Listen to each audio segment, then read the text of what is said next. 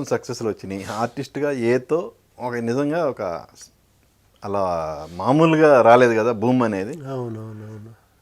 వెంటనే ఉపేంద్ర కూడా అసలు మామూలుగా ఏకి ఎంత పేరు వచ్చిందో ఉపేంద్ర కూడా అంత పేరు వచ్చింది. అవునవును. సో ఇన్నేళ్ల తర్వాత ఇన్నేళ్ల కెరీర్ ఉంటుంది అని ఆ టైంలో ఎప్పుడైనా ఎక్స్పెక్ట్ చేశారా మీరు? లేదండి, అదన్నీ ఏమీ థింక్ చేయలేదు.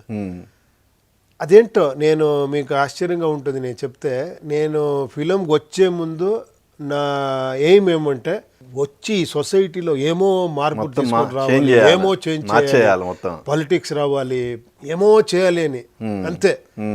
నేను అప్పుడు నాకు ఎలా తెలుస్తుంది, నేనేమో చెప్పాలంటే నాకు ఏ ఫీల్డ్ బెటర్ అంటే ఓ మూవీ ఫీల్డ్లో ఉంటే నేను పాపులర్ అవుతాను, అప్పుడేమోరా చెప్పి ఎవరా చేయొచ్చు అని. ఇంతే, అది రఫ్ ఐడియా అంతే. అది ఏంటో నాకు ఎందుకు అది వచ్చిందో అని తెలియదు. మరి మూవీ ఫీల్డ్కి వచ్చి అన్ని సంవత్సరాలు అయిన దాకా మళ్ళీ ఎందుకు పాలిటిక్స్ గురించి ఆలోచించలేదు? లేదు, థింక్ చేస్తూనే ఉండాను, ఏది కరెక్ట్ పాలిటిక్స్, ఇలా ఉంటే ఏమో అవుతుందా అని. అప్పుడు నా లోపల ఇది స్టార్ట్ అయింది.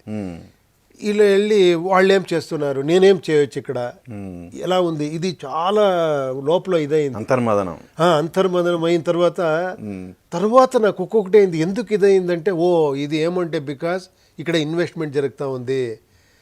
అప్పుడు నేను కూడా ఇక్కడ ఇన్వెస్ట్మెంట్ చేసి ఎక్కడి నుంచి తీసుకువస్తాను, డబ్బులు పెట్టాలి గెలవాలంటే, తర్వాత అది నేను తీసుకోవాలా కదా.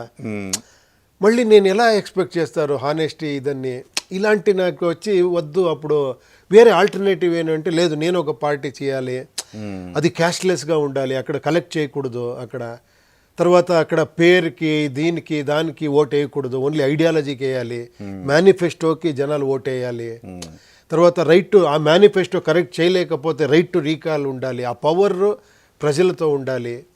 ఇదన్నీ ఐడియా పెట్టుకొని మళ్ళీ అది ఇచ్చేసి ఒక పార్టీ. ఈ ఐడియాలజీతో పాలిటిక్స్లో రాణించటం అనేది జరుగుతుందా? లేదు, ఆ హోప్స్ ఉంది. అది ఏమంటే మళ్ళీ లేదంటే ఇంకొక నాకు వచ్చింది, నేను అదే చేస్తే అక్కడ ఆల్రెడీ ఉన్నారు కదా, నేను ఎందుకు అదే చేయాలి, నేను ఏం డిఫరెంట్ ఏం తీసుకువస్తాను, అదే నేను చేస్తే నేను మళ్ళీ అదే అయిపోతాను, నేను మళ్ళీ అదే క్రౌడ్ ఫండింగు అది ఇది పెద్ద పేరు పెద్ద ఇది.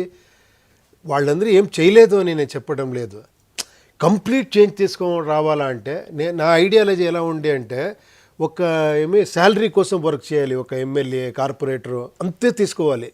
వేరే ఫీల్డ్లోని చేస్తారు కదా, 100% ట్రాన్స్పరెంట్గా విత్ టెక్నాలజీ వర్క్ చేయాలి. ఏమి జరుగుతుందో ఏమి జరిగేకి అవకాశం ఉందో అదే మేనిఫెస్టో రావాలి, ఏమేమో చెప్పకూడదు టు ఫూల్ పీపుల్. ఏమేమో చెప్పి తర్వాత వచ్చి లేదు అవలేదు అని చెప్తే రైట్ టు రీకాల్ రావాలి అని. ఇదన్నీ నేను చెప్తా ఉంటే నాకు ఒక క్లిప్పింగ్ ఎవరో పంపించారు, మన ఎన్టీ రామారావు గారు చెప్పిన ఒక ఇది, ఆయన అప్పుడే చెప్పారు రైట్ టు రీకాల్ రావాలి అని. మీరు చూసారా? అది థ్రిల్ అయిపోయాను, ఏంట్రా ఇది ఎంత ఇది, అందరూ చెప్పిందే, పెద్ద పెద్ద వాళ్ళే చెప్పారు ఇదన్నీ. బట్ ఇప్పుడు చూస్తాం అది ఎన్టీఆర్ గారిని కలిసాను నేను. అది నా అదృష్టం. నా ఓం తెలుగు మూర్తికి ఆయన వచ్చారు, ఆయన ఇంటికి వెళ్ళాను ఇన్విటేషన్ ఇచ్చేదానికి. అది రాజ్ కుమార్ గారు, నాగేశ్వరరావు గారు, ఎన్టీ రామారావు ముగ్గురు కలిసారు ఆ ఓం ముహూర్తంలో. మీరు